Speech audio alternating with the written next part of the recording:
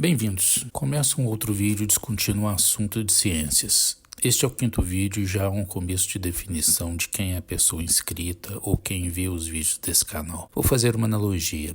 Falar de ciências explicando por que 1 mais 1 é igual a 2 pode ser interessante, mas falar de ciências onde 1 mais 1 pode ser outra coisa é mais interessante. Isto é o que eu gosto e o que parece que o meu público gosta. Hoje escolhi um tema pouco explorado quando falamos de ciências, a imaginação. Estamos acostumados a falar de método científico, testes, laboratório e hipóteses, mas é a imaginação que vem primeiro. Tudo isso vem depois para confirmar ou não um insight ou uma ideia louca. Albert Einstein já falava que a lógica pode levar de um ponto A para um ponto B, mas a imaginação pode levar a qualquer lugar. Ou a imaginação é mais importante que o conhecimento porque o conhecimento é limitado, ao passo que a imaginação abraça o universo. Ou ainda, se a princípio a ideia não é absurda, então não há esperança para ela. Na ciência, imaginamos uma situação ou qualquer coisa. Criamos, portanto, um modelo que depois será confrontado com a realidade. Se o modelo não passa no teste, retorna. Imaginamos qualquer coisa diferente e criamos outro modelo, que será outra vez confrontado e aí vai. A ciência é, portanto, um confronto eterno entre a imaginação e a realidade. Não é verdade que a ciência é apenas uma descrição de fatos, um big data. Isso é somente um pedaço da ciência. A ciência é abstração, imaginação, perguntas e interpretação. Os dados não falam por si. Você deve fazer uma pergunta e depois os dados te confirmam ou não. Para dar uma ideia da importância da imaginação, vou contar uma história verdadeira de uma cientista, Frances Hamilton Arnold. Ela ganhou o Prêmio Nobel de Química em 2018 pelo seu trabalho com enzimas, peptídeos e anticorpos. Ela escreveu um texto muito interessante sobre suas conquistas, dificuldades e principalmente sobre a imaginação na ciência e a limitação da realidade. Esse texto é de 2011 e eu vou resumi-lo para vocês. Em 1976, Frances era uma estudante de mecânica espacial em Princeton. Ela vai a Madrid a trabalho e lia o conto A Biblioteca de Babel, de Jorge Luiz Borges. Borges cria uma biblioteca onde cada livro é único e tem 410 páginas com a combinação de 25 letras do alfabeto. Isso traz realmente uma coisa interessante. A maioria dos livros são uma coleção de letras colocadas de modo aleatório e sem qualquer significado. Raros são os livros que trazem uma frase ou parágrafo com algum significado. No entanto, devemos entender que, como a combinação de letras é aleatória, uma vez ou outra elas se organizam e informam a Divina Comédia ou Moby Dick. Portanto, a Biblioteca de Babel tem todos os livros já escritos no mundo. Frances se revela emocionada com a descrição de Borges dessa coleção de todos os livros possíveis e profundamente impressionada com o desespero dos bibliotecários que buscavam significado nas pilhas infinitas de livros sem sentido. Era extasiada com a certeza do bibliotecário de que um daqueles livros continha as respostas para todos os mistérios fundamentais da humanidade, mas era acompanhado pela insuportável percepção de que ele nunca conseguiria localizar tal tesouro. É uma biblioteca imensa, mas não infinita. Um físico italiano, Carlo Rubbia, Nobel de Física de 1984, se deu ao trabalho de calcular o peso da Biblioteca de Babel e chegou à conclusão que, se ela existisse, seu peso seria tão grande e teria, por consequência, uma força de gravidade tão grande que se colapsaria e se transformaria em um buraco negro. 2 décadas depois, Frances leu o livro de Dan Dennett, Darwin's Dangerous Idea, a ideia perigosa de Darwin. A variação de Dennett sobre a Biblioteca de Borges, a Biblioteca de Mendel, é a coleção de todos os genomas possíveis, mas a grande maioria dos genomas possíveis não codifica a vida, como a maioria dos livros de Babel, são uma coleção de letras sem sentido. Frances passou anos buscando o significado em uma das salas virtuais da Biblioteca de Mendel, a coleção de Maynard Smith, que abriga o conjunto de todas as sequências possíveis de proteínas. As proteínas são os tijolos de que são feitos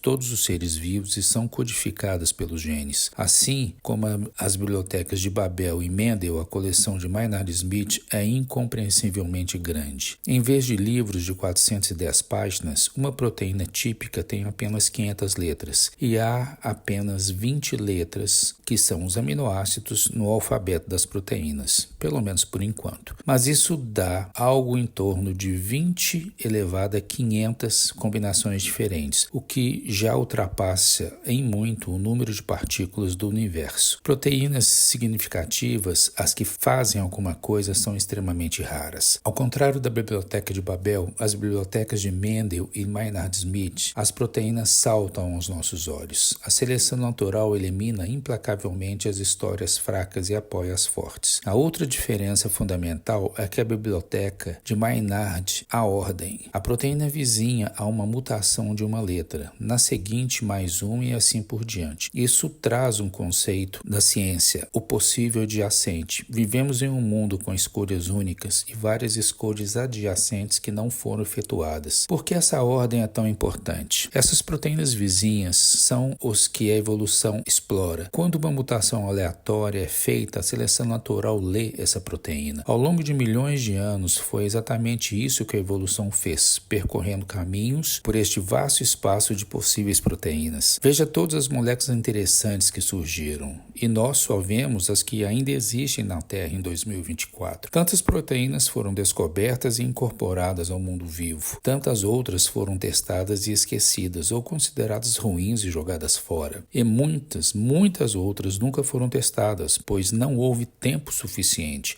desde o início da vida na Terra, para que a evolução testasse nem mesmo uma pequena fração deste vasto espaço de possibilidades.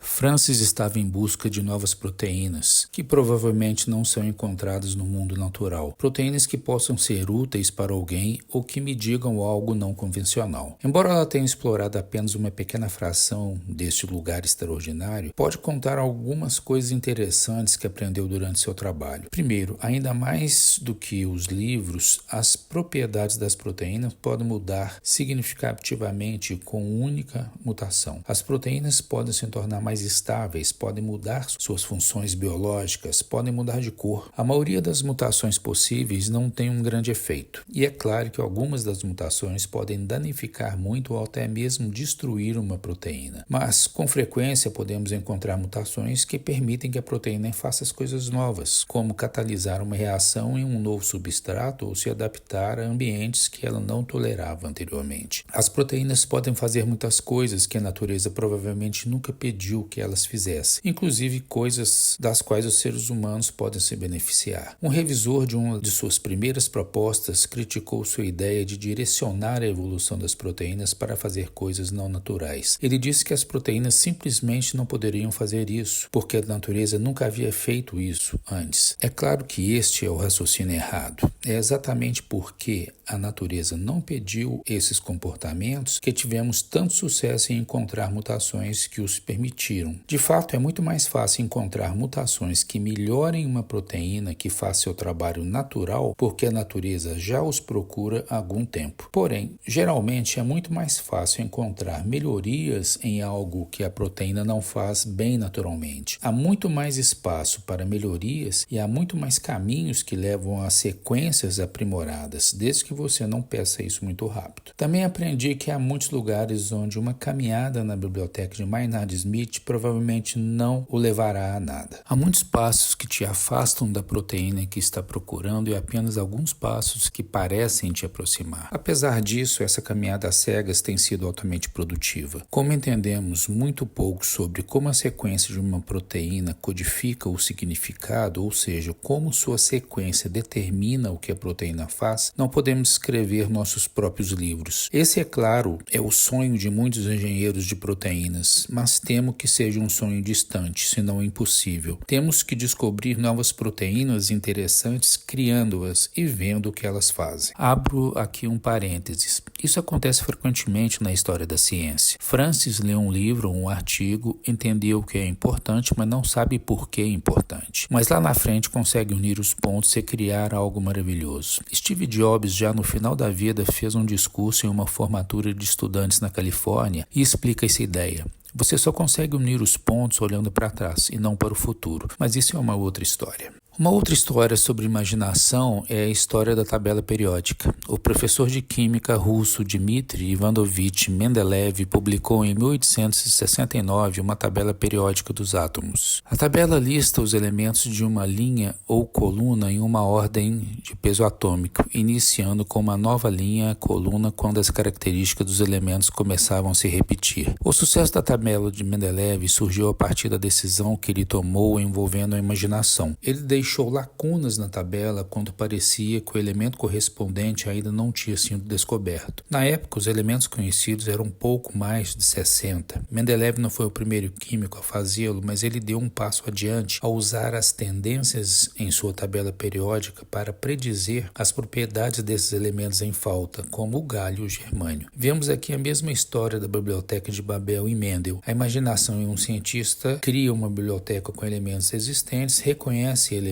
não existentes, alguém vai atrás desses elementos e acha o elemento previsto pela imaginação de alguém. Um monte de prêmios Nobel dos últimos anos vieram da imaginação passada de alguém. As ondas gravitacionais, o bóson de Higgs são um grande exemplo disso. Bom, continuamos com Francis. A vida de Francis não foi fácil. Ninguém a princípio deu crédito a ela. A criação de uma nova proteína era tido como algo impossível. Nos anos 80 começaram a aparecer outras bibliotecas, mas agora reais. Eram bibliotecas de animais, conhecidos como morfoespaço. Pegavam todos os parâmetros possíveis de um animal e criavam um modelo de todas as formas possíveis dos animais. Um pouco difícil de entender? Vamos a um exemplo. Pensem na concha de um caracol. Ela tem um modelo matemático. Selecionamos todos os parâmetros dessa concha, altura, largura, número de espirais, cor, etc. Criamos um modelo que tem todos os tipos de conchas possíveis matematicamente. São milhares. Depois pegamos todas as conchas que existem, que são reais, e colocamos dentro do modelo de possibilidades. E acontece uma coisa incrível. Todas as conchas existentes se colocam em um pequeno espaço do modelo. O restante do modelo é vazio. Isso foi feito para todos os animais, graças à inteligência artificial, porque os cálculos são enormes. Criaram um modelo de possibilidades para todos os animais. Depois colocaram dentro os organismos vivos conhecidos, cerca de 2 milhões, e também os extintos. Um trabalho enorme. O resultado é esse, apenas uma pequena parte das possibilidades é ocupada no modelo. Por que este modelo é cheio de espaços vazios? Não sabemos, mas sempre existem teorias. A primeira, nos postos vazios se morre rápido, não há capacidade de adaptação. A segunda, existem vínculos físicos que tornam a vida impossível.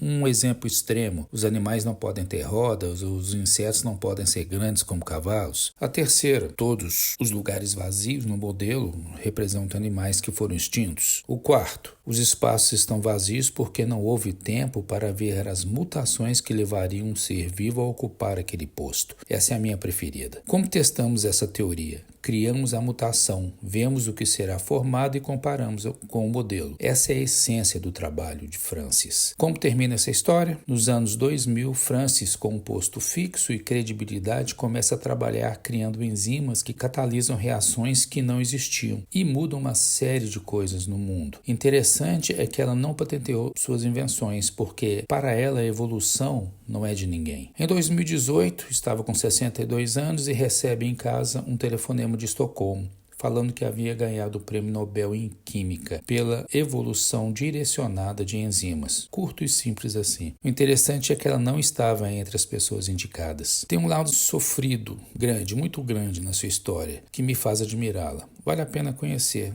Vai ao Google, digite Frances H. Arnold. Tem muita coisa sobre ela. Se gostou desse vídeo, faz um comentário, inscreva-se nesse canal. Espero revê-lo na próxima semana.